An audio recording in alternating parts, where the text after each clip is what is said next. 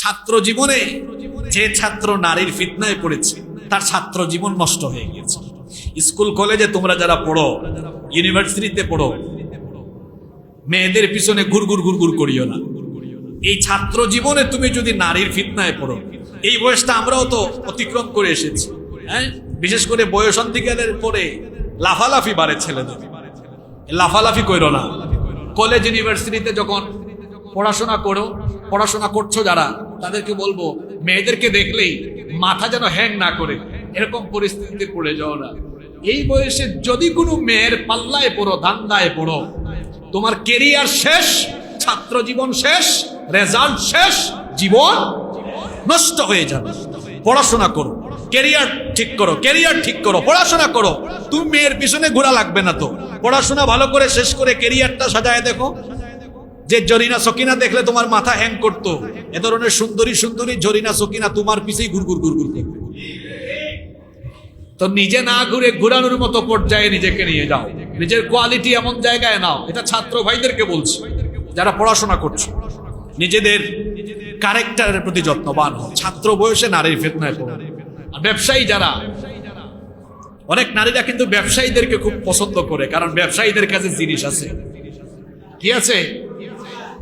ব্যবসায়ীদের কাছে জিনিস আছে। তো ওই মালই জিনিস, জিনিসই মাল, একটা আরবি আর একটা বাংলা। ব্যবসায়ীদের কাছে মাল সম্পদ আছে, টাকা কড়ি আছে। এজন্য অনেক নারীরা ব্যবসায়ীদেরকে টার্গেট করে। যে ব্যবসায়ী এদের ফাঁদে পড়ে যায়, অবস্থা সিরিয়াস হয়ে। রাসূল করিম সাল্লাল্লাহু আলাইহি ওয়াসাল্লাম বলেছেন, আরবাউম মিন সুনানিল মুরসালিন, চারটি বিষয় হলো সকল নবীদের সুন্নাহ। চারটি বিষয় এমন আছে যেটি সকল নবীগণের সুন্নাহ। এক নাম্বার হচ্ছে আল হায়া, হায়া শরম, লজ্জাশীলতা। সকল নবীদেরকে লজ্জাশীল বানিয়েছেন কে? লজ্জাশীলতা হচ্ছে নবীগণের ভূষণ, লজ্জাশীলতা হলো নবীগণের সুন্নাহ। দুই নাম্বার হচ্ছে ওয়াত্তাআত্তুর, সুগন্ধি ব্যবহার করা, সকল নবীদের সুন্নাহ। নবীগণ ছিলেন স্মার্ট, দুর্গন্ধ তাদের কাছে ছিল না, তারা সুগন্ধি পছন্দ করতেন। আর আল্লাহর নবীর ব্যাপারে তো হাদিস আছে, আল্লাহর নবীর শরীর থেকে যে ঘাম বের হতো, সেই ঘামকেও সাহাবায়ে কেরাম আতর হিসাবে ব্যবহার করতেন। তিন নম্বর হলো ওয়াসিওয়াক, মেসওয়াক ব্যবহার করা সকল নবীদের সুন্নাহ। সকল নবীরা কত স্মার্ট ছিলেন দেখেন, মিসওয়াক ব্যবহার করতেন। আমাদের অনেকের মুখের মধ্যে দুর্গন্ধ, নামাজে যখন সুবহান রাব্বিয়াল আলা পড়ে পাশের মুসল্লি দুর্গন্ধে কষ্ট পায়। এমন মানুষও, এইরকম ট্যাক্সের মানুষও নামাজে মাঝে মাঝে পাওয়া যায় কি যায় না।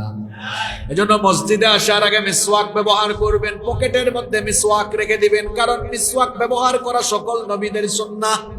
4 নম্বর হলো নিকাহ, বিবাহ সকল নবীদের সুন্নাহ। এজন্য অন্য হাদিসে নবীজি বলেছেন, আন-নিকাহু মিন সুন্নতি, বিবাহ হলো আমার অন্যতম একটি সুন্নাহ। ফামান রাগিবা আন সুন্নতি ফালাইসা মিন্নি, যে এই সুন্নতকে অবহেলা করে সে আমার উম্মতের অন্তর্ভুক্ত হতে পারে না। তাহলে বোঝা গেল, বিবাহ একদিকে শরীয়তের একটি গুরুত্বপূর্ণ হুকুম, আল্লাহর বিধান, অন্যদিকে নবীদেরও সুন্নাহ।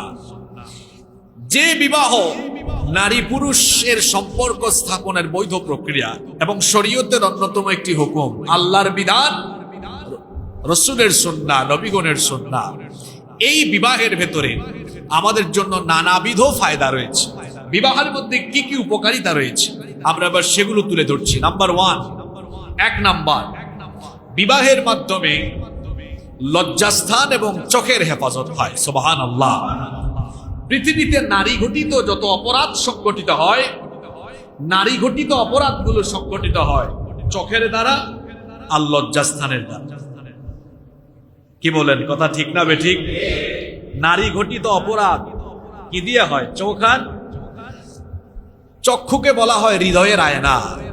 প্রথমে এই চক্ষু ছবির কাজ করে, ক্যামেরার কাজ করে, এটা নারীকে দেখে, ক্যাপচার করে। তারপরে হৃদয়ের আয়নায় এটাকে সে নানাভাবে ভাবতে থাকে। এরপরে যদি ওই লোকটার ভেতরে আল্লাহর ভয় না থাকে, লজ্জাস্থানের অপব্যবহার করে জিনা ব্যভিচারে ধাবিত হয়ে যায়। আল্লাহর হাবিব বলেছেন বিবাহ করো, তাহলে চক্ষু এবং লজ্জাস্থানের হেফাজত হয়ে যাবে। সুবহানাল্লাহ। আল্লাহর নবী বলেছেন, এই হাদিসের বর্ণনাকারী সাহাবী আব্দুল্লাহ ইবনে মাসউদ রাদিয়াল্লাহু আনহু, হাদিসটি বুখারীতে আছে, মুসলিমেও আছে। আল্লাহর নবী বলেছেন, ইয়া মা'শারাশ শাবাব, হে যুব সমাজ, মান ইসতাতাআ মিনকুমুল বাআতা ফালইয়াতাযাওয়াজ, তোমাদের মধ্যে যারা সামর্থ্যবান, তোমাদের মধ্যে যারা সক্ষম, তারা যেন বিবাহ করে নেয়। ফাইন্নাহু আগাদ্দু লিল বাসার, কেননা এটি চোখের নিয়ন্ত্রণকারী। যখন সে বিবাহ করে তার চোখের হেফাজত হয়ে যায়। ওয়া আহসানু লিল ফারজ, শুধু তাই নয়, যখন সে বিবাহ করে তখন তার লজ্জাস্থানেরও হেফাজত হয়ে যায়। ওয়ামান লাম ইস্তাতি', আর যার বিয়ে করার সামর্থ্য নাই, সক্ষম নয়, ফাআলাইহি বিসসাওম, সে যেন রোজা রাখে। ফাইন্নাহু লাহু বিজা, এটা তার যৌন উন্মাদনা নিবৃত করবে। কিন্তু আল্লাহ নবী বলেছেন যারা সক্ষম এবং সামর্থ্যবান তারা যেন বিবাহ করে নেয়, কারণ বিবাহের মাধ্যমে মানুষ গুনাহ থেকে বেঁচে থাকতে পারে। আপনার ঘরেই যখন স্ত্রী থাকবে, তখন তো আর পরনারীর দিকে তাকানোর প্রয়োজন পড়ে না, কারণ আপনার চোখের প্রশান্তির জন্য ঘরে একজন আছে না নাই। আপনি ঘরে গিয়ে একদম টপ টু বটম দেখেন, অসুবিধা আছে? কথা বলেন, অসুবিধা আছে? চোখের প্রশান্তি এটা আপনার ঘরেই যখন থাকবে, বাহিরে আর তাকানোর প্রয়োজন পড়বে না। আপনার ঘরেই যখন একজন থাকবে, তখন তো বাহিরে গিয়ে আকাম কুকাম করার দরকার পড়বে না, তখন আপনার লজ্জাস্থানেরও হেফাজত হয়ে যাবে। তাহলে বিবাহের প্রথম ফায়দা হচ্ছে এর দ্বারা চক্ষুদ্বয়ের হেফাজত হয়, লজ্জাস্থানেরও হেফাজত হয়। এর মাধ্যমে একজন মানুষ পবিত্র থাকতে পারে। সুবহানাল্লাহ। এজন্য আল্লাহর নবী বলেছেন, মান আরাদা আইয়ালকাল্লাহু তাহিরান মুতাহহারান ফালইয়াতাযাওয়াজ আল হারাইর, যে ব্যক্তি পবিত্র অবস্থায় আল্লাহর সাথে মুলাকাত করতে চায়, যে ব্যক্তি তার জীবনে পবিত্র থাকতে চায় হারাম সম্পর্ক থেকে, যে ব্যক্তি নিজের জীবনকে পবিত্র রাখতে চায়, সে যেন কোনো স্বাধীন নারীকে বিবাহ করে নেয়। এর মাধ্যমে তাকে পবিত্র রাখবেন যিনি, তিনি কে?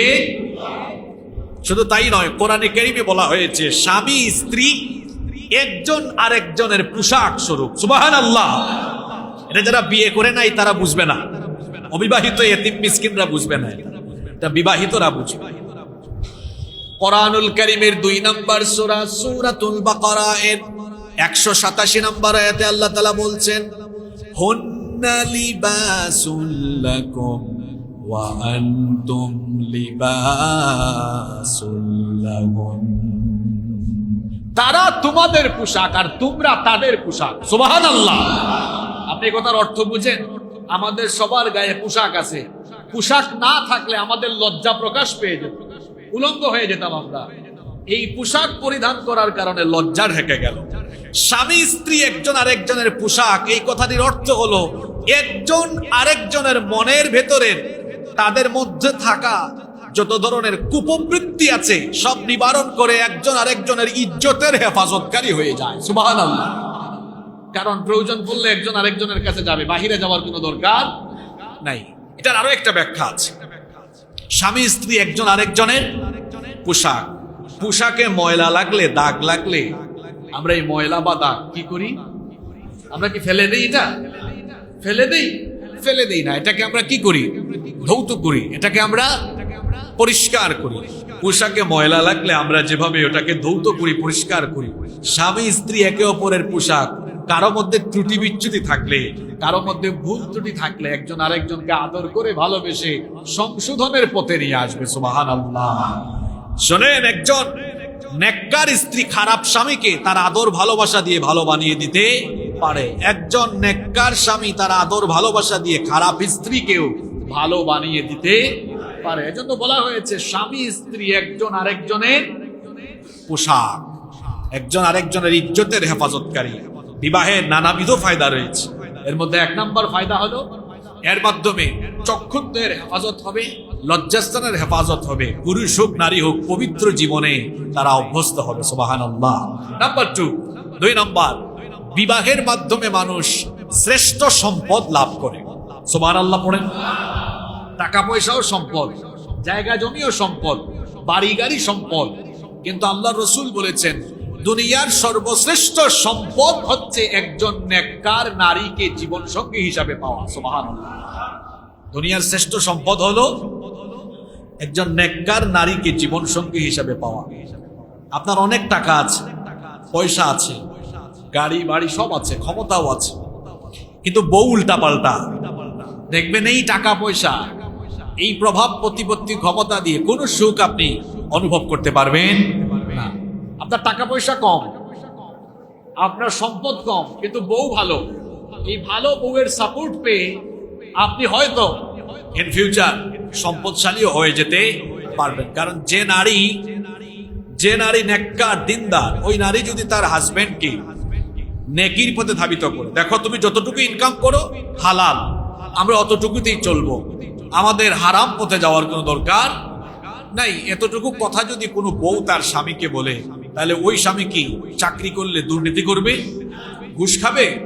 আর যদি বউটা এমন হয়, কি গো, হ্যাঁ আজকে 2-3 বছর চলছে, উন্নতি নাই, আমাদের করে টিভি নাই, আমরা এসি লাগাইতে পারলাম না, এখন এটা নাই ওইটা নাই, বেচারা বউয়ের খেলা যন্ত্রণা কত আর সহ্য করবে? বাধ্য হয়ে বিপদ বেছে নেয়, সুদ ঘুষ, অন্যায় পথ, হারাম পথ, চাঁদাবাজি, সন্ত্রাসী, টেন্ডারবাজির কর্মকাণ্ডে লিপ্ত হয়। কারণ বউয়ের চাহিদা তো নিবারণ করতে হবে। বউয়ের চাপে পড়ে বহু পুরুষ এইরকম হারাম কামায়ে লিপ্ত হয়েছে, এরকম দৃষ্টান্ত সমাজে আছে না নাই? তাহলে একজন নেককার নারী, নেককার স্ত্রী চাইলে তার স্বামীকে ভালো পথে রাখার চেষ্টা চালিয়ে ওই স্বামীকে ভালো পথে রাখতে। এই জন্য নবীজি বলেছেন, টাকা পয়সা ধন দৌলত এটা তোমার শ্রেষ্ঠ সম্পদ নয়, তোমার জীবনের শ্রেষ্ঠ সম্পদ হলো একজন নেককার নারীকে জীবন সঙ্গী হিসাবে পাওয়া। সুবহানাল্লাহ। এজন্য আল্লাহর নবী বলেছেন, হাদিসটি মুসলিম শরীফে এবং ইবনে মাজাহ এসেছে, নবীজি বলেছেন, আদ-দুনিয়া মাতা, দুনিয়ায় যা আছে সবকিছুই হলো সম্পদ, ওয়া খায়রু মাতা'আদ দুনিয়া আল মারআতুস সালিহা, আর দুনিয়ার সকল সম্পদের মধ্যে নেককার নারী হচ্ছে সর্বশ্রেষ্ঠ সম্পদ। অন্য হাদিসে এসেছে, আল্লাহর নবী বলেছেন, মান রাযাকাহুল্লাহু ইমরাআতান সালিহাহ ফাকাদ আ'আনাহু আলা শাতরি দীনি। আল্লাহর হাবিব বলেছেন, আল্লাহ তাআলা যে ব্যক্তিকে দয়া করে নেককার স্ত্রী দান করেছেন, ওই ব্যক্তিকে যেন আল্লাহ তাআলা ইসলামের অর্ধেক নিয়ামত দান করে দিয়েছে। একজন নেককার মেয়েকে স্ত্রী হিসাবে পাওয়া মানে হলো ইসলামের অর্ধেক নিয়ামত পেয়ে যাওয়া। যারা সুবহানাল্লাহ বললেন না, বাসায় গিয়ে পড়বেন নাকি? একটু কথা বুঝেন নাই? হ্যাঁ, একজন নেককার মেয়েকে ঝাঁকানাকা জরিনা সকিনা না, একজন নেককার মেয়েকে স্ত্রী হিসাবে পাওয়া মানে হলো আল্লাহর দ্বীন ইসলামের অর্ধেক নিয়ামত পেয়ে যাওয়া। সুবহানাল্লাহ। যুবকরা ঝাঁকানাকা অর্ধ উলঙ্গ জরিনা সকিনার পিছনে দৌড়ায়। একজন নেককার নারীকে জীবন সঙ্গী হিসাবে পাওয়া মানে হলো ইসলামের অর্ধেক নিয়ামত পেয়ে যাওয়া। তো অর্ধেক পেলে বাকি আছে আরো, বাকি অর্ধেক লাগবে না? আপনাদের লাগবে কিনা? বাকি অর্ধেক আছে কোথায়? আল্লাহর নবী বলেছেন, ফালইয়াত্তাকিল্লাহা ফিন-নিসফিল বাকি। বাকি অর্ধেক যদি পেতে চাও, জীবনের সকল ক্ষেত্রে আল্লাহকে ভয় করে চলো, বাকি অর্ধেকও আল্লাহ তোমাকে দিয়ে দিবেন। আল্লাহর নবী বলেছেন, জীবদ্দশায় দুনিয়াতে থাকা অবস্থায় যে ব্যক্তি 4টা জিনিস পেয়েছে, সে হলো দুনিয়ার সবচেয়ে সুখী মানুষ। কয়টা জিনিস? আরবাউম মিনাস সাআদা। 4টি জিনিস যে পেয়ে গিয়েছে, সে দুনিয়ার সকল সুখ পেয়ে গিয়েছে। এর মধ্যে 1 নাম্বার হলো আজ-জাওজাতুস সালিহা, নেককার স্ত্রী। 2 নাম্বার হচ্ছে ওয়াল মাসকানুল ওয়াসি', প্রশস্ত বাড়ি। 3 নাম্বার হলো ওয়াল জারুস সালিহ, নেককার প্রতিবেশী। 4 নাম্বার হলো ওয়াল মারকাবুল হানি, একটি উত্তম বাহন। এই 4টা জিনিস যে পেয়েছে, সেই ব্যক্তি যেন দুনিয়ার সকল সুখ পেয়ে গিয়েছে। কয়টা জিনিস বললাম? নেককার নারী, নেককার স্ত্রী। 2 নাম্বার প্রশস্ত বাড়ি। সামর্থ্য থাকলে বাড়িটাকে একটু প্রশস্ত রাখিয়েন, চিপা চাপা বানায়েন না। চিপাচাপা বাড়ির ভেতরে থাকলে মন মানসিকতাও চিপাচাপা হয়, সংকীর্ণ হয়। আর বাড়ির সামনের রাস্তাঘাট গুলাকেও চিপাচাপা বানানো উচিত না। এতে করেও ওই যে আপনার পরিবেশের একটা প্রভাব পরবর্তী প্রজন্মের উপরে গিয়ে পড়ে। আমরা অনেকে আছি বাড়ি বানানোর উপরে, এরপরে আরো 3-4 ফুট দেয়াল রাস্তা থেকে দখল করে নিয়ে আমরা, এরপরে যখন সুযোগ মতো ভাঙাভাঙি শুরু হয়, ওইটা তো যায়ও যায়, বাড়ির দেয়াল শুদ্ধা যায়, আছে না নাই? অনেকে কোটি কোটি টাকার বাড়ি বানায়, কিন্তু 10 কোটি টাকার বাড়িতে একটা গাড়ি নিয়ে অ্যাম্বুলেন্স দিয়ে ঢোকা যায় না। এই বাড়ি মূল্যহীন। এই জন্য বাড়ির আগে রাস্তা তৈরি করা উচিত। বাড়ির আগে কি তৈরি করা উচিত? এই জন্য যে কোনো জায়গায় একটা আবাসিক এলাকা হলে পড়ে ওই আবাসিক এলাকার মানুষজন একসাথে বসে মিটিং করা উচিত। আসেন সবাই 2-3 হাত করে জায়গা ছাড়ি, আমাদের ঘরটা প্রয়োজনে একটু কমবে কিন্তু রাস্তাটা বড় হবে, সবার জন্য এটা চলাচলের জন্য উচিত হবে। কিন্তু বাস্তবিকতা ভিন্ন।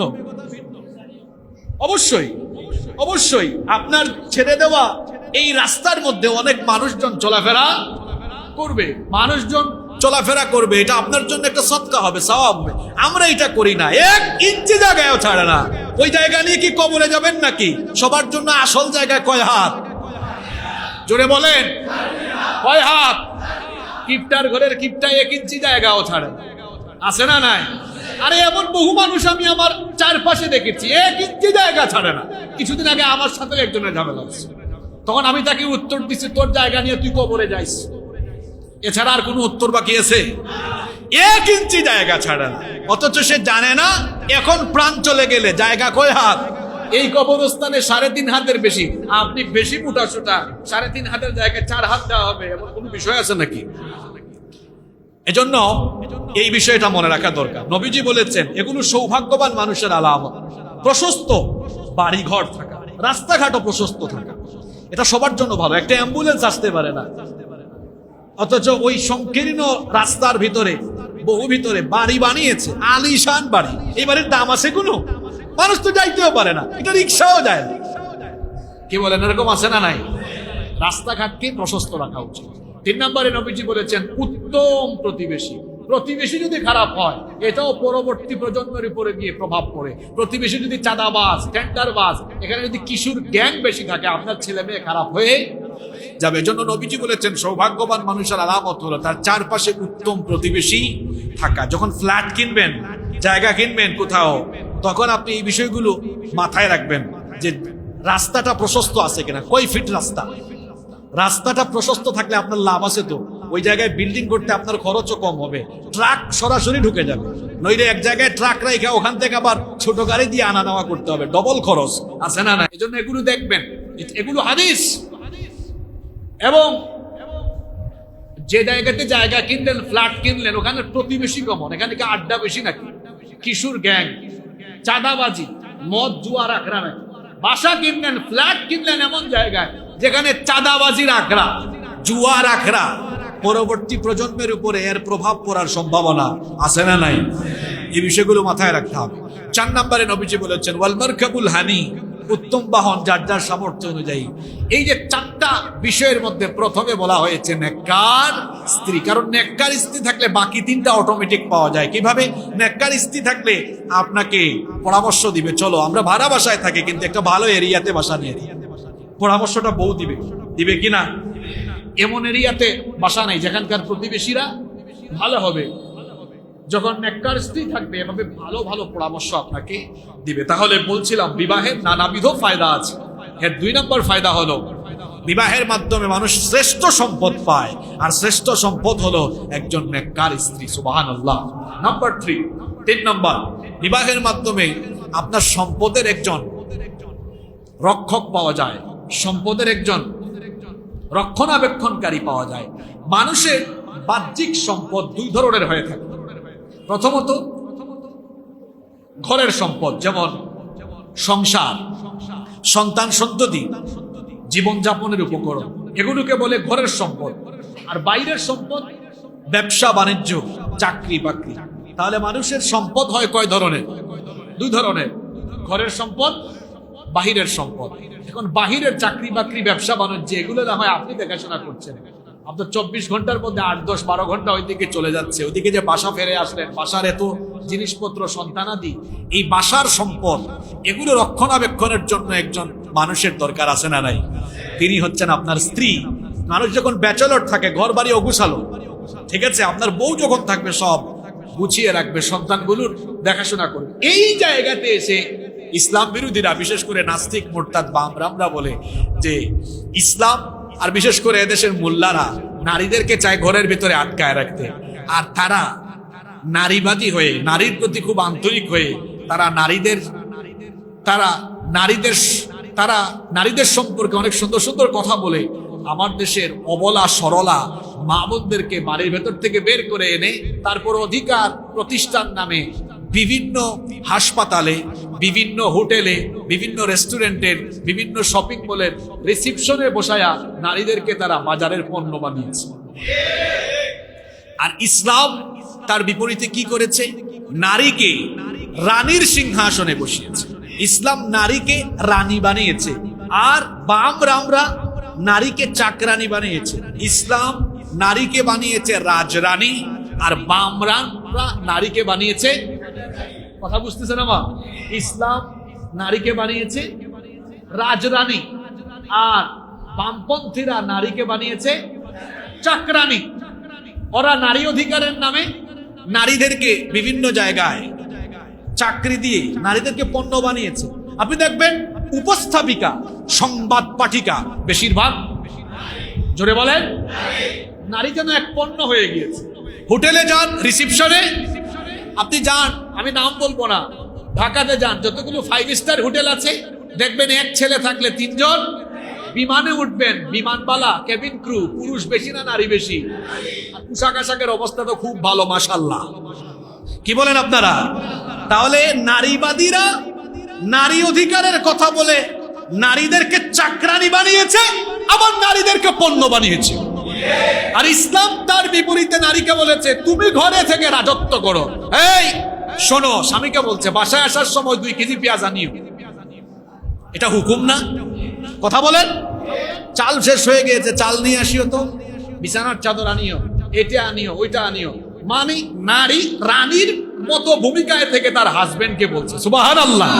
তাহলে ইসলাম নারীকে বানালো কি? জোরে বলেন। আর বামপন্থীরা বানিয়েছে কি? আপনারা কি বানাবেন? কি বানাবেন? এই কথায় হয়তো চাকরিজীবী বোনরা আমার কথায় কষ্ট পেতে পারেন। আমার বোনেরা, চাকরি করা নারীদের প্রয়োজন হতে পারে। একজন বিধবা মহিলা, তিনি কি চাকরি করবেন না? অথবা একজন মহিলা অসহায় জীবনযাপন করছেন, প্রয়োজনে তিনি চাকরি করবেন, ব্যবসা করবেন, এতে কোনো অসুবিধা, সেটা প্রয়োজনের খাতিরে। কিন্তু প্রয়োজন নাই, দরকার আছে, আপনার হাজবেন্ডের অনেক টাকা পয়সা আছে, বা আপনার সবকিছুই আছে, দরকার আছে আর দরকার নাই। আর একজন নারী যখন বাহিরে চলে যায়, দেখবেন যে সকল পরিবারে নারী পুরুষ উভয়েই বাড়ির বাহিরে থাকে, এদের ঘর বাড়ি বেশি অগোছালো। যে বাসা বাড়িতে ঢুকে দেখবেন বাসা বাড়ি অগোছালো, বুঝবেন এই ঘরের মহিলা ঘরের থেকে বাইরে থেকে বেশি। চাকরি না করলেও ফাটুং ফুটুং শপিং এ যাওয়া, রেস্টুরেন্টে খাওয়া, কথাগুলো মিলাবেন। যে বাসায় গিয়ে দেখবেন বাসা বাড়ি অগোছালো, এই বাড়ির মহিলা এটা বেশি ফটং ফটং করে। হয় বাইরে চাকরি করে, চাকরি বাকরি না করলেও বাহিরে বেশি আড্ডা মারে, বাসায় কম থাকে। সে হয়তো রেস্টুরেন্টে গিয়ে ঘুরবে, পতেঙ্গায় যাবে, আজ এখানে কাল ওখানে, আজ এখানে কাল সেখানে, মানে বাড়িতে নাই, বাসার বাহিরে বেশি। ঘর বাড়ি গুছায় রাখার তার কোনো সময়। কি বলেন, কথা ঠিক না বেঠিক?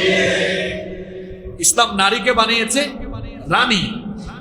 তো বলছিলাম, বিবাহের 3 নম্বর ফায়দা হলো, বিবাহের মাধ্যমে আপনি একজন রানী পাবেন।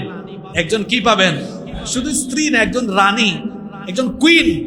একজন আপনার বউকে আপনি আদর করে কুইন ডাকতে পারবেন, কারণ সে আসলেই তো আপনার কুইন, রানী, কারণ সে আপনার সম্পদের সকল রক্ষণাবেক্ষণ করছে, পরিবার দেখাশোনা করছে। সুবহানাল্লাহ। 4 নম্বর, বিবাহের 4 নম্বর ফায়দা হলো, বিবাহের মাধ্যমে আপনি ফিতনা থেকে বেঁচে যেতে পারবেন। পৃথিবীতে সবচেয়ে ভয়ঙ্কর ফিতনা হলো নারীর ফিতনা। কিসের ফিতনা? এই নারীর ফিতনায় যদি কোনো পুরুষ পড়ে যায়, ওই পুরুষের ক্যারিয়ার শেষ, ওই পুরুষের সম্পদ বিনষ্ট হতে পারে, ওই পুরুষ লাঞ্ছিত হতে পারে। ছাত্র জীবনে যে ছাত্র নারীর ফিতনায় পড়েছে তার ছাত্র জীবন নষ্ট হয়ে গিয়েছে। স্কুল কলেজে তোমরা যারা পড়ো, ইউনিভার্সিটিতে পড়ো, মেয়েদের পিছনে গুড়গুড় করিও না। এই ছাত্র জীবনে তুমি যদি নারীর ফিতনায় পড়ো, এই বয়সটা আমরাও তো অতিক্রম করে এসেছি, হ্যাঁ। বিশেষ করে বয়সন্ধিকালের পরে লাফালাফি বাড়ে ছেলেদের, লাফালাফি করো না। কলেজ ইউনিভার্সিটিতে যখন পড়াশোনা করছো যারা, তাদেরকে বলবো মেয়েদেরকে দেখলেই মাথা যেন হ্যাং না করে, এরকম পরিস্থিতিতে পড়ে যাও না। এই বয়সে যদি কোনো মেয়ের পাল্লায় পড়ো, ধান্দায় পড়ো, তোমার কেরিয়ার শেষ, ছাত্র জীবন শেষ, রেজাল্ট শেষ, জীবন নষ্ট হয়ে যাবে। পড়াশোনা করো, কেরিয়ার ঠিক করো, পড়াশোনা করো। তুমি মেয়ের পিছনে ঘোরা লাগবে না তো, পড়াশোনা ভালো করে শেষ করে কেরিয়ারটা সাজায় দেখো। যে জরিনা সকিনা দেখলে তোমার মাথা হ্যাং করতো, এ ধরনের সুন্দরী জরিনা সকিনা তোমার পিছেই গুড়গুড় করবে। তো নিজে না ঘুরে ঘুরানোর মতো পর্যায়ে নিজেকে নিয়ে যাও, নিজের কোয়ালিটি এমন জায়গায় নাও। এটা ছাত্র ভাইদেরকে বলছি, যারা পড়াশোনা করছো, নিজেদের ক্যারেক্টারের প্রতি যত্নবান হও। ছাত্র বয়সে নারীর ফিতনায় পড়ো।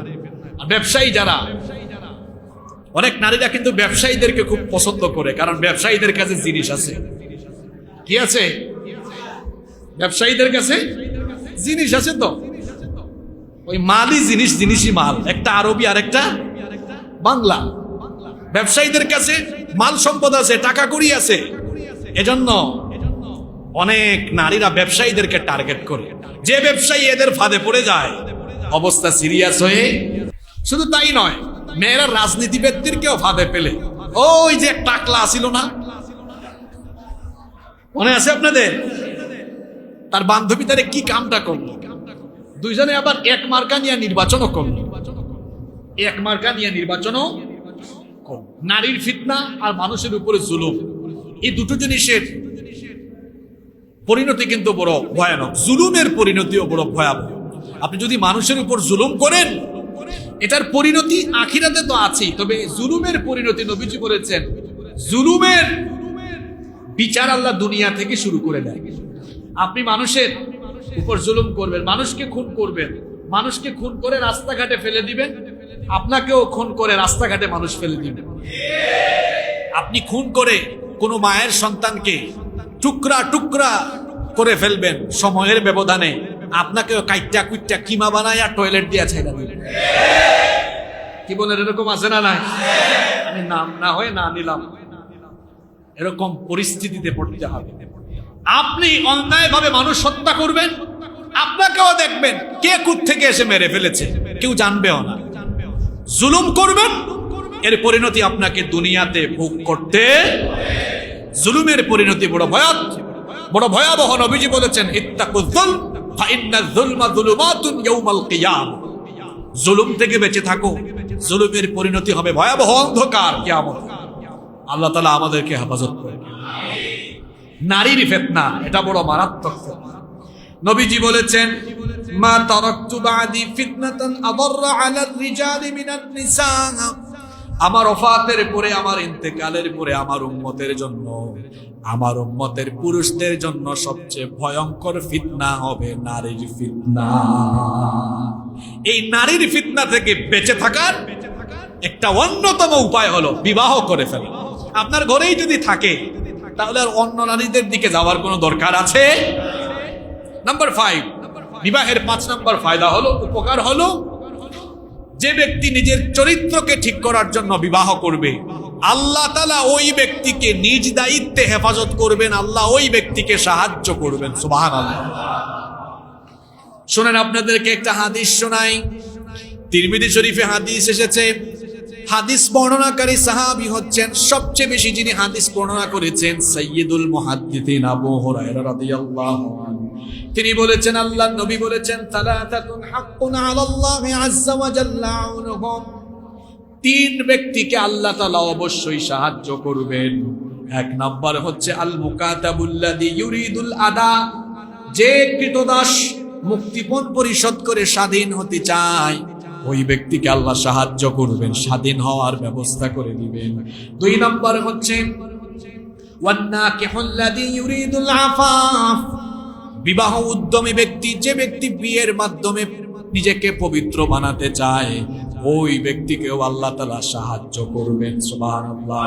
3 নাম্বার হলো নবীজি বলেছেন ওয়াল মুজাহিদু ফি সাবিলিল্লাহ, যে মুজাহিদ আল্লাহর রাস্তায় জিহাদ করে, জিহাদরত ওই মুজাহিদকেও যিনি সাহায্য করেন তিনি কি? এই 3 ব্যক্তির জন্য আল্লাহর সাহায্য অবধারিত। তার মধ্যে এক ব্যক্তি হচ্ছে যে ব্যক্তি চরিত্রকে ঠিক রাখার জন্য বিবাহ করতে চায়, ওই ব্যক্তিকে আল্লাহ নিজে হেফাজত করবেন, নিজে আল্লাহ সাহায্যও করবেন। সুবহানাল্লাহ। নাম্বার 6 নাম্বার, কেন বিবাহ করবেন, কেন বিয়ে করা উচিত? অবিবাহিত ভাইরা, বিবাহের মাধ্যমে আপনি উত্তরাধিকার পাবেন, প্রজন্ম পাবেন, টাকা পয়সা, বাড়ি গাড়ি, ধন সম্পদ কবরে গেলে কাজে আসবে না। কিন্তু যদি বিবাহে করেন, বিবাহর পরে যদি আপনি সন্তান সন্ততি পান, এগুলো কবরে গেলে এদের দোয়া কাজে আসবে কি আসবে না? সন্তান সন্ততি অনেক বড় নিয়ামত। যারা বিয়ে শাদী করার পরে বহু বছর ধরে বাচ্চা হচ্ছে না, এই যন্ত্রণা কেবল তারা বুঝে। টাকা পয়সার চাইতেও সন্তান সন্ততি অনেক বড় নিয়ামত। অনেকে লক্ষ লক্ষ টাকা খরচ করছে, সন্তান পাচ্ছে। সন্তান সন্ততি আল্লাহর দেওয়া শ্রেষ্ঠ নিয়ামত। এজন্য আল্লাহ সূরা কাহাফের 46 নম্বর আয়াতে বলছেন আল মালু ওয়াল বানুনা জিনাতুল হায়াতিদ দুনিয়া ওয়াল বাকিয়াতুস সালিহাতু খায়রুন ইনদা রাব্বিকা সাওয়াবান ওয়া খায়রুন আমালা। আল্লাহ তাআলা বলছেন আল মালু ওয়াল বানুনা জিনাতুল হায়াতিদ দুনিয়া, মাল সম্পদ আর সন্তান সন্ততি এগুলো দুনিয়ার শোভা, দুনিয়ার সৌন্দর্য।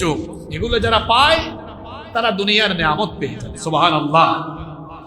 আপনি যখন মারা যাবেন, এই নেককার সন্তানগুলো আপনার উত্তরাধিকার হয়ে আপনার জন্য দোয়া করবে। নবীজি বলেছেন ইদা মাতাল ইনসান ইনকাতা আনহু আমালুহু ইল্লা মিন থালাথা, মানুষ যখন মারা যায় তার সকল আমলের ধারাগুলো বন্ধ হয়ে যায়, আমলের সওয়াব বন্ধ হয়ে যায়, কিন্তু 3টি জিনিসের সওয়াব মানুষ কবরে গিয়েও পায়। 1 নাম্বার হলো সদকাতুন জারিয়া, সদকায়ে জারিয়ার সওয়াব। 2 নম্বর হচ্ছে ইলমুন ইউনতাফাউ বিহ, এমন ইলম যে জ্ঞানের মাধ্যমে মানুষ উপকার লাভ করে। 3 নম্বর হলো ওয়ালাদুন সালিহুন ইয়াদউ লাহু, এমন নেককার সন্তান যে নেককার সন্তান তার মা বাবার জন্য দোয়া করে।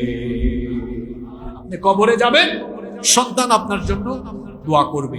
এই সন্তান পাওয়ার, বৈধ সন্তান পাওয়ার মাধ্যম হলো, জোরে বলেন, বিবাহ ছাড়া যে সন্তান হয় এটা বৈধ না অবৈধ সন্তান? এটা বৈধ না অবৈধ? তাহলে সন্তান পাওয়ার বৈধ মাধ্যম হলো বিবাহ। আর নবীজি বলেছেন তাজাওয়াজুল ওয়ালুদ আল ওয়াদুদ, অধিক সন্তান প্রসবনকারী, অধিক সন্তান প্রসবকারী নারীদেরকে বিবাহ। এখন তো অনেকে আছে বিয়ের পরে বাচ্চা নিতে চায় না, 3 বছর 4 বছর, বউকে বলে দরকার নাই। কি বলেন, এরকম মানুষ আছে না নাই? এটা যারা করে মারাত্মক পর্যায়ের গুনাহ করে। যদি সমস্যা থাকে সেটা ভিন্ন কথা, সমস্যা ছাড়া যারা দেরি করবে অবশ্যই তারা আল্লাহর দেওয়া একটা নিয়মের, বিধানের লঙ্ঘন করবে। অনেকে আছে 1টা 2টা নেওয়ার পরে আর নিতে চায় না।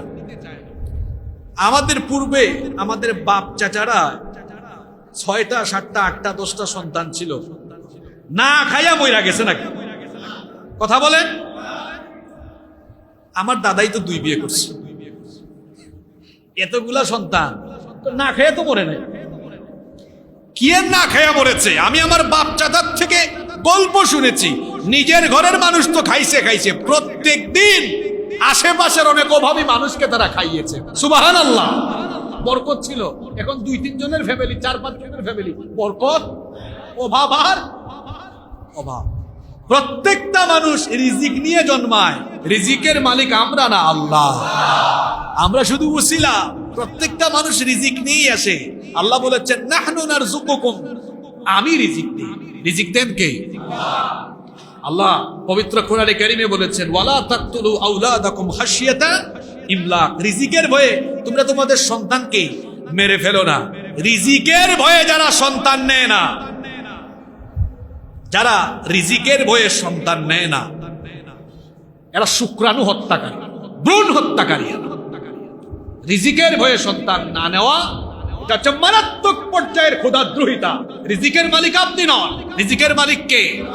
স্লোগান শিখিয়ে দিয়েছে, দুটি সন্তানের বেশি নয়, একটি হলে। আর ওইদিকে ইহুদিরা যে বেশি সন্তান দিতে পারবে তাকে তারা পুরস্কার দেয়। জানেন না আপনারা, ইহুদিরা বেশি বেশি সন্তান নিতে চায়, তাদের সংখ্যা তারা বাড়াতে। তো বলছিলাম বিবাহের 6 নম্বর ফায়দা হলো বিবাহের মাধ্যমে সন্তান আসে। সন্তান পাওয়ার বৈধ প্রক্রিয়া হলো বিবাহ। নাম্বার 7 নম্বর হলো বিবাহের মাধ্যমে মানুষের দিনদারিতা পরিপূর্ণ হয়। সুবহানাল্লাহ। বিবাহ ছাড়া মানুষের দিনদারিতা পাক্কা লেভেলে যায় না। কারণ ওই যে একটা হাদিস একটু আগে বললাম যে আল্লাহ যাকে দয়া করে নেককার স্ত্রী দিয়েছেন, আল্লাহ দিনের অর্ধেক নেয়ামত তাকে দিয়েছেন। সুবহানাল্লাহ। তাহলে দিনদারিতাটা কি হয়? পরিপূর্ণ হয়। এজন্য নবীজি বলেছেন, ইদা তাযাওয়াজাল আবদ ফাকাদ ইসতাকমালা নিসফাদ-দ্বীন। যে ব্যক্তি বিবাহ করে, যখন কোনো মানুষ বিবাহ করে নেয়, তখন সে ঈমানের অর্ধেক পূর্ণ করে, বাকি থাকলো অর্ধেক। আল্লাহর নবী বলেছেন, ফালইয়াত্তাকিল্লাহা ফিন নিসফিল বাকি। বাকি অর্ধেকের ব্যাপারে তারা যেন আল্লাহকে ভয় করে, তাহলে বাকি অর্ধেক নিয়ামত তাকে যিনি দিয়ে দিবেন তিনি কে? নেককার স্ত্রী পাওয়ার মাধ্যমে দিনদারিতা পরিপূর্ণ হয়ে। কারণ একজন নেককার স্ত্রী আপনাকে তাহাজ্জুদের জন্য ডাকবে, নেক কাজে আপনাকে উৎসাহ যোগাবে, এর মাধ্যমে আপনার দিনদারিতা আরো বেশি পাক্কা হবে, আরো বেশি মজবুত। নাম্বার 8 নম্বর, বিবাহের মাধ্যমে মানুষের জীবনে প্রাচুর্য আসে, বরকত আসে। বিবাহের পরে রিজিক বাড়ে। এটা অবিবাহিত এতিম মিসকিন ভাইরা বুঝবেন না, যারা বিয়ে করেছেন তারা জানেন। বিয়ের পরে আপনার ইনকাম বাড়ছে না কমছে? কি বিবাহিতরা কথা বলেন, বাড়ছে না কমছে? আপনি বিয়ের আগে যা ইনকাম করতেন, বিয়ের পরে এর চেয়ে বাড়ছে কি বাড়ে নাই? বিয়ের পরে বাড়ছে। আবার সন্তান হওয়ার পরে ইনকাম আরো বাড়ছে না কমছে? বাড়াইছেন আপনি না আল্লাহ বাড়িয়ে দিয়েছেন? প্র্যাকটিক্যাল। অবিবাহিতরা উত্তর দিয়েছে, এরা প্র্যাকটিক্যালি না গিয়েই বুঝে ফেলছে। আপনি কেমনে বুঝছেন এটা? এটা যখন বিয়ে করবেন দেখবেন ইনকাম বেড়ে যায়, সন্তান হবে ইনকাম আরো বেড়ে যায়। কারণ আপনার স্ত্রী তো রিজিক নিয়ে এসেছে, আপনার সন্তান রিজিক নিয়ে এসেছে। এজন্য আল্লাহর নবী বলেছেন, সর্বশ্রেষ্ঠ রিজিক হলো তোমার স্ত্রী। সুবহানাল্লাহ পড়বেন না? সর্বশ্রেষ্ঠ রিজিক হলো তোমার। এটার মাধ্যমে তোমার রিজিকে আরো প্রাচুর্য আসবে, বরকত আসবে। এজন্য আল্লাহ তাআলা বলছেন, শুনেন এবার মা বাবারা শুনেন, যারা আপনারা সন্তানদেরকে বলেন তুই মানুষের পায়ের উপর দাঁড়ায় আসোস, নিজের পায়ে দাঁড়া, এরকম তো বলতে শোনা যায়। নিজের পায়ে দাঁড়া, তারপর বিয়ে কর। তো নিজের পায়ে দাঁড়াবে সে কি এত বছর মানুষের পায়ের উপর দাঁড়ায় আছে নাকি? দারিদ্রতার ভয়ে, অভাব অনটনের ভয়ে এই কথা বলবেন না। বরং আল্লাহ কি বলছেন শোনেন। কোরআনুল কারীমের 24 নম্বর সূরা, সূরাতুন নূরের 32 নম্বর আয়াতে আল্লাহ বলছেন, ওয়া আনকিহুল আয়ামা মিনকুম ওয়াস-সালিহিনা মিন ইবাদিকুম ওয়া ইমাইকুম ওয়া ইয়াকুনু ফুকারা ইউগনিহিমুল্লাহু মিন ফাদলি ওয়াল্লাহু ওয়াসিউন আলীম। আল্লাহ তাআলা বলছেন, তোমাদের মধ্যকার অবিবাহিত নারী পুরুষদের তোমরা বিবাহ দাও। ইয়াকুনু ফুকারা, যদি তারা দরিদ্র হয়, যদি তাদের অভাব অনটন থাকে, যখন তোমরা তাদেরকে বিয়ে দিয়ে দিবে, ইউগনিহিমুল্লাহু মিন ফাদলি, আল্লাহ দয়া করে অনুগ্রহ করে তাদেরকে ধনী বানায়া দিবেন। অর্থাৎ আল্লাহ তাদের দারিদ্রতা দূর করে তাদের রিজিক বাড়ায়া দিবে, রিজিক বেড়ে যাবে। রিজিকের দায়িত্ব তো আপনার নয়। এজন্য আল্লাহ কোরআনে কারীমে বলছেন, ওয়া মা মিন দাব্বাতিন ফিল আরদি ইল্লা আলাল্লাহি রিজকুহা। জমিনে বিচরণকারী যত প্রাণী আছে, সকলের রিজিকের দায়িত্ব যার কাছে, তিনি কে? বিবাহ করবেন, বরকত চলে আসবে। সম্পদে, ইনকামে, উপার্জনে বরকত দান করে দিবেন কে? 9 নাম্বার, বিবাহের মাধ্যমে শারীরিক প্রশান্তিও পাবেন, আত্মিক প্রশান্তিও পাবেন। পেটের ক্ষুধা যেমন আছে, মানুষ প্রাপ্তবয়স্ক হলে তার যৌবনের ক্ষুধাও আছে, তো আত্মিক শারীরিক দুই ধরনের পরিতৃপ্তি সে লাভ করবে। এজন্য আল্লাহ তাআলা কোরআনে কারীমে বলছেন, সূরা রুমের 21 নম্বর আয়াত, ওয়া মিন আয়াতিহি আন খালাকা লাকুম মিন আনফুসিকুম আজওয়াজান লিতাসকুনু ইলাইহা ওয়া জাআলা বাইনাকুম মাওয়াদ্দাতান ওয়া রাহমা ইন্না ফি যালিকা লাআয়াতিন লিকাওমিন ইয়াতাফাক্কারুন। আল্লাহ তাআলা বলছেন, আর তোমাদের জন্য আল্লাহর একটা নিদর্শন হলো, তিনি তোমাদের জন্য তোমাদের মধ্য থেকে তোমাদের স্ত্রী সৃষ্টি করেছেন, যাতে তোমরা তাদের কাছে গিয়ে প্রশান্তি লাভ করো, এবং তোমাদের পরস্পরের মধ্যে আল্লাহ ভালোবাসা এবং দয়া সৃষ্টি করে দিয়েছেন। এখানে দুইটা কথা, ওয়াজআলা বাইনাকুম মাওয়াদ্দাতান ওয়া রাহমা, কি সুন্দর কথা। তোমাদের মধ্যে আল্লাহ ভালোবাসা আর দয়া মায়া সৃষ্টি করেছেন। যৌবন বয়সে বেশি থাকে ভালোবাসা, আর বার্ধক্যকালে ভালোবাসা এটার চাইতে বেশি বাড়ে মায়া, দরদ, আন্তরিকতা। বুড়া বুড়ির মধ্যে কি এক মায়া, বুড়া বুড়ি ছাড়া খায় না, বুড়ি বুড়া ছাড়া খায় না, বুড়া দাঁড়াতে পারে না, বুড়ি এসে দাঁড় করায়। বুড়ি অসুস্থ হয়ে গিয়েছে, বুড়া গিয়ে খাওয়ায় দেয়। ওই বার্ধক্য বয়সে স্বামী স্ত্রীর সম্পর্ক এটা তখন পারস্পরিক দয়া মায়ায় পরিণত হয়ে যায়, একটা আন্তরিকতা তৈরি হয়ে যায়। সুবহানাল্লাহ। সম্মানিত উপস্থিতি, সম্মানিত মুসল্লিবৃন্দ, এজন্য বলছিলাম যে বিবাহের মাধ্যমে আত্মিক এবং শারীরিক দু ধরনের প্রশান্তি পাওয়া যায়। আপনি অসুস্থ হয়েছেন, এই প্রশান্তিটা শুধু ফিজিক্যাল প্রশান্তি নয়, মানসিকও আছে। দেখবেন আপনি ব্যবসায় লস খেয়েছেন, কোথাও আপনার কোনো সমস্যা হয়েছে, বাসায় ফিরেছেন, স্ত্রী ভালো হলে আপনাকে সান্ত্বনা দিবে। সান্ত্বনা দিবে কি দিবে না? আপনাকে সান্ত্বনা দিবে। শুধু তাই নয়, আপনি বাসায় এসেছেন, দেখবেন আপনার বউ যদি ভালো হয়, হাসি মাখা মুখ দেখলেই আপনার শরীরের সকল ক্লান্তি দূর হয়ে যাবে। শুধু তাই নয়, আপনি অসুস্থ হয়েছেন, আপনার সেবা করবে। যারা ব্যাচেলর আছেন, অসুস্থ হলে, যাদের মা বাবা আছে, মা বাবা দেখাশোনা করে। মা নাই, বাপ নাই, অসুস্থ হলে তো আরেক বিপদ। স্ত্রী থাকবে, আপনাকে দেখাশোনা করবে, সেবা শুশ্রূষাও করবে। আত্মিক, শারীরিক, মানসিক সকল ধরনের প্রশান্তি পাওয়া যায়। নাম্বার 10 নম্বর, বিবাহের 10 নম্বর ফায়দা হলো, আপনি আপনার সুখ দুঃখের একজন সাথী পাবেন।